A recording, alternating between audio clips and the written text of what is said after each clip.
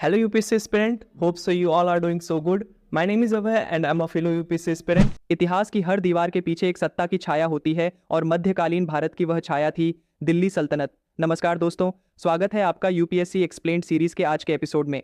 आज हम बात करेंगे मध्यकालीन भारत के सबसे महत्वपूर्ण राजनीतिक संस्थान में से एक यानी दिल्ली सल्तनत के बारे में।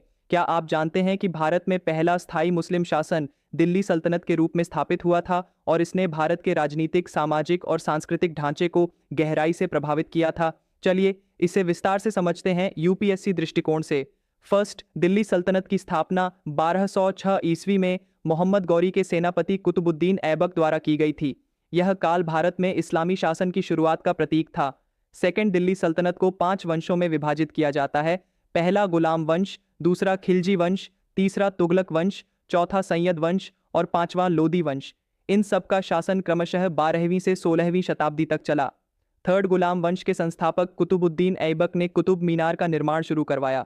उसके बाद इल्तुतमिश ने इसे मजबूत किया और रजिया सुल्तान भारत की पहली मुस्लिम महिला शासक बनी।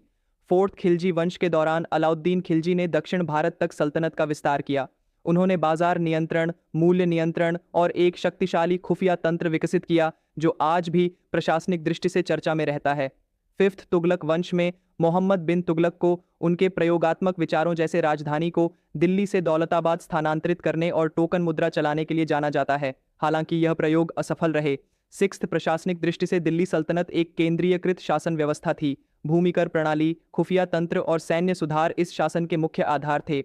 सेवेंथ, इस काल में भारतीय समाज पर गहरा प्रभाव पड़ा। एक ओर इस्लामी स्थापत्य कला और मस्जिदों का निर्माण हुआ, वहीं दूसरी ओर हिंदी भाषा का विकास भी इसी काल में तेजी से हुआ। संस्कृत और फारसी के मेल से नई भाषाएं बनी, जैसे उर्दू। 8, धार्मिक दृष्टि से यह समय सूफी और भक्ति आंदोलन के उदय का भी था, जिसने हिंदू मुस्लिम एकता को सांस्कृतिक धरातल पर जोड़ने की कोशिश की। दिल्ली सुल्तानेट का पतन 16वीं शताब्दी में बाबर के भारत आगमन के साथ हुआ और फिर मुगल साम्राज्य की स्थापना हुई। लेकिन इस सल्तनत ने भारतीय प्रशासन, वास्तुकला, संस्कृति और भाषा को जो योगदान दिया वह आज भी हमारे समाज में गहराई से मौजूद है। जब सत्ता बदलती है तो सिर्फ सिंहासन नहीं, सभ्यता की दिशा भी बदलती है। दिल्ली सल्तनत उस बदलाव का पहला बड़ा अध्याय था। अगर आपको यह वीडियो पसंद आया हो तो कृपया इसे लाइक करें, कमेंट में अपने फीडबैक और प्रश्न जरूर लिखें और चैनल को सब्सक्राइब करें ताकि ऐसे ही शॉर्ट, स्मार्ट और एग्जाम ओरिएंटेड वीडियो आप तक रोजाना पहुंचते रहें। आप सभी का कीमती समय और भरोसा हमारे लिए बहुत मूल्यवान है। अब जाते जाते एक सवाल, दिल्ली सल्तनत की किस महिला शासक को भारत की पहली मुस्लिम महिला सुल्तान माना जाता है? अपना उत्तर कमेंट में ज़रूर लिखें और साथ ही बताइए कि आपको आज का विषय कैसा लगा। मिलते हैं अगले वीडियो में एक और रोचक और यूपीएससी रेलेवेंट टॉपिक के साथ। धन्यवाद।